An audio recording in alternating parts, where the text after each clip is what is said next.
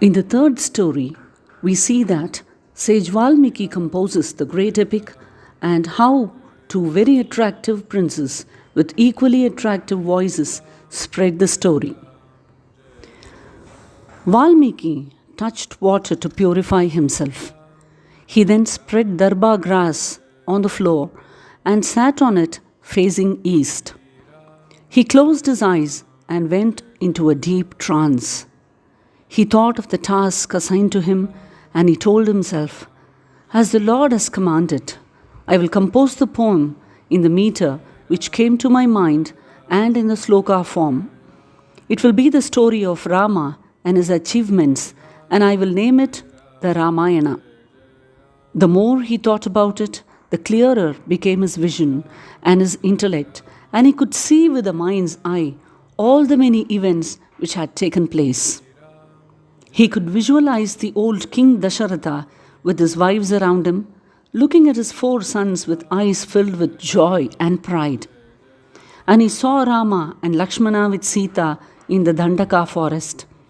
It was as clear to him as the palm of his hand. The great Rishi related to the world the glorious story of Rama, and the poem was full of noble thoughts and noble deeds, like the ocean is full of rare and costly gems. Valmiki remembered the manner in which Narada had spoken of Rama, and in the same strain he composed the Kavya.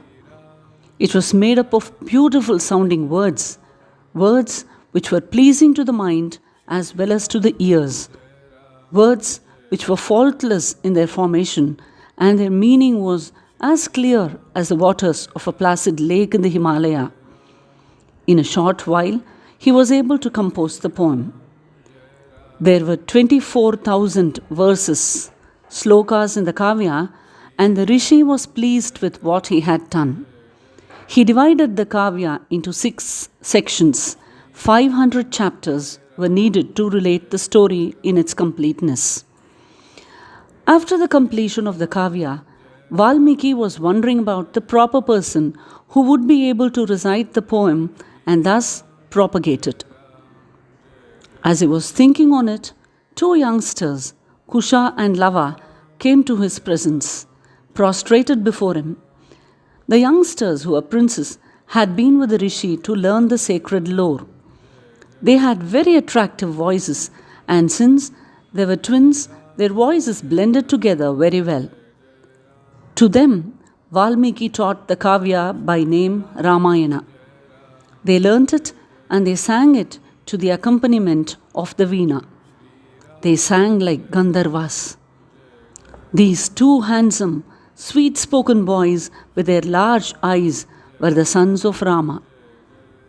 After they had learnt the entire Kavya, the youngsters began to travel from ashram to ashram, singing all the while the story of Rama.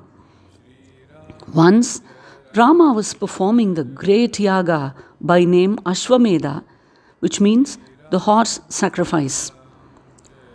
The young princes, dressed in tree bark and deer skin, went to the spot, and there, in the midst of many rishis assembled there, they sang the Ramayana. The rishis listened with tears in their eyes to this glorious tale filled with all the 9 emotions which a Kavya should have. And they praised the youngsters. The fame of these 2 young boys was the only topic of conversation among the rishis and others who had heard them, and the news reached the ears of Rama the king. He saw them too with their veenas, and he heard their voices from a distance. His curiosity was soon kindled, and he sent for them. They came to his palace, and he welcomed them. In the council hall was seated Rama, surrounded by his ministers and his dear brothers. He had assumed the garb proper for one performing the yaga, and he was charmed by the looks of the youngsters. He spoke to his brothers and said, "They glow with a radiance which is unearthly, and their voice is heavenly too. Let us listen to them singing." The song, which was accompanied by the hypnotic drone of the veena, filled the hall. As the tale progressed, Rama, who who was seated on the throne, descended unobtrusively from there, step by step, and sat on the floor with the others, listening to the glorious kavya. He sat spellbound, and he listened as though it were the story of someone else and not himself. Tears were flowing from his eyes when he sat down to listen to the Ramayana. This story concerns the great line of kings whose founder was Manu and which has been immortalized by the name of Ikshvaku, the son of Manu, and later by Sagara and others. Thus began the Kavya, and Rama sat and listened as though he were a figure carved out of a block of marble. Here ends the third chapter of the story. Let us meet soon.